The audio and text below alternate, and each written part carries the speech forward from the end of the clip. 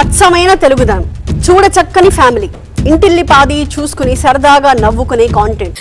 ఏం జరిగింది? Channel click చేస్తే లక్షల మంది సబ్స్క్రైబర్లు, లండన్ లైఫ్ అంటూ రీల్స్, లైకులు, హబో ఇలా ఒకటేమిటి, యూట్యూబ్ ఓపెన్ చేస్తే ఆ ఫ్యామిలీదే సందడి.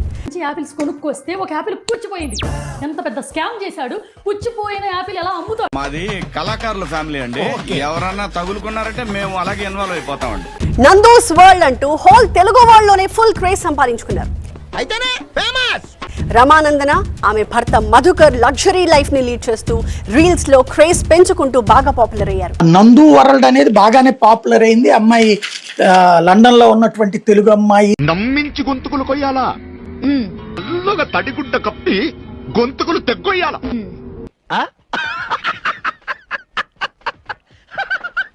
అలాంటి ఫ్యామిలీ వెనక ఒక చీకటి కోణం ఉన్నట్టు, కోట్ల రూపాయల స్కామ్ దాగున్నట్టు ఎవరైనా ఊహిస్తారా? తెలిసిపోయిందా? మీ అందరికీ తెలిసిపోయిందా? కానీ ఆరా తీసే కొద్దీ, పేజీల కొద్దీ సంచలనాలు బయటపడుతున్నాయి. నందూస్ వరల్డ్ వెనక ఇంత గూడు పుఠాణి దాగుందా అని ప్రతి ఒక్కరూ ఆశ్చర్యపోతున్న పరిస్థితి.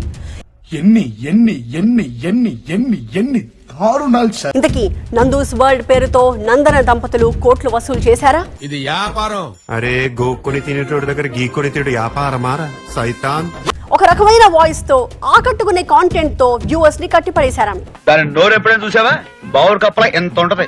వెనక నుంచి వెళ్ళి అక్కడ ఎంప్లాయీని క్యాచ్ చేసి లైన్ లో పెట్టి బ్యాక్ సైడ్ నుంచి యాపిల్స్ కొనుక్కొస్తే విన్నావా ఎంత ఇనసొంపుగా ఉందో ఆ స్టోను అంట. ఆమె టాలెంట్ ని గుర్తించే సినిమాల్లో కూడా ఇటీవల అవకాశాలు వచ్చాయి. యూట్యూబ్ ద్వారా గుర్తింపు తెచ్చుకొని మెగాస్టార్ చిరంజీవి సినిమాలో నటించిన రమానందన అలియాస్ నందు. మీ ఫేస్ చూస్తేనే తెలుస్తుందిరా, నీచ్ కమీన్ కుత్తేలు మీరేనని. అవును బాబు.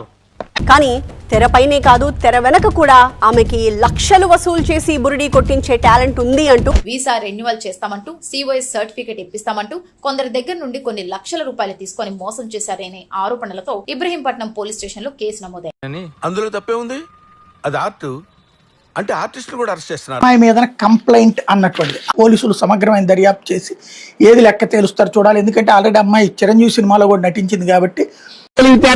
తక్కువగా చూచాను అమ్మా, నిన్ను ఈ దేశానికి కాదమ్మా శత్రు దేశానికి ఆర్థిక మంత్రిగా చిరంజీవి గారి తమ్ముడు పవన్ కళ్యాణ్ ఇక్కడ డిప్యూటీ సీఎం గా ఉన్నాడు కాబట్టి ఏదైనా తేడా అమ్మాయికి జరిగితే ఊరుకోరు, సహజంగా అండగా నిలబడతారు.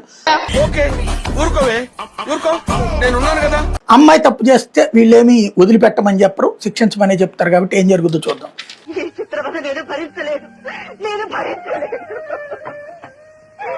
అయితే పోలీసులు ఎందుకు ఈ కేసుకి సంబంధించి ఇంత డిలే చేశారు తెలియదు. విక్టిమ్ కార్డ్ తో ఈ టోటల్ స్కామ్ కి సంబంధించి ఒక నిందితుడే గేమ్ ఆడుతున్నాడు అన్న గుసగుసలు కూడా వినిపిస్తున్నాయి. అదే నిజమైతే ఎవరా నిందితుడు?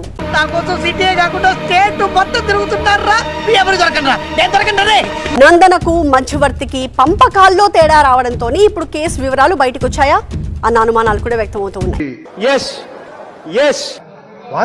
ఇలా నందూస్ ఎపిసోడ్ చుట్టూ ఎన్నో అనుమానాలు తిరుగుతున్నాయి. ఉద్యోగాలు, వీసా రెన్యువల్ పేరుతో పెద్ద మొత్తంలో వసూళ్లు చేసి మొహం చాటేశారు అన్నదే నందన దంపతులపై వస్తున్న ఆరోపణలు. ఎన్టీఆర్ జిల్లా ఇబ్రహీంపట్నం పోలీస్ స్టేషన్ లో గతేడాది నవంబర్ లోనే కేసు నమోదు కాగా ఆలస్యంగా బయటకొచ్చింది. అంటే అది నందన భర్త మధుకర్ కి గుంటూరు, విజయవాడ, హైదరాబాద్ తదితర ప్రాంతాల్లో డెస్టినీ కన్సల్టెన్సీ కార్యాలయాలున్నాయి. ఇలా ఏపీ, తెలంగాణతో పాటుగా గుజరాత్, రాజస్థాన్, బీహార్ లో కూడా నందన ఫ్యామిలీ డబ్బులు వసూలు చేసినట్టు ఆరోపణలు వస్తున్నాయి. అవును, చాలా చోట్ల నా గురించి ఇదే. మొత్తం 50 మందికి పైగా బాధితులు నందన ఫ్యామిలీకి డబ్బులు ఇచ్చినట్టుగా ఆరోపణలు వస్తూ ఉన్నాయి.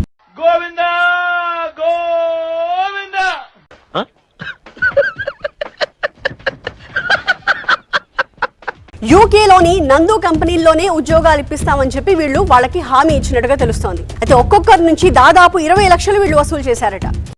లక్షణమైన కుటుంబాల్లో వెలిగే జ్యోతుల మధ్య ఎంత పెద్ద అఖండమైన జ్యోతుందా?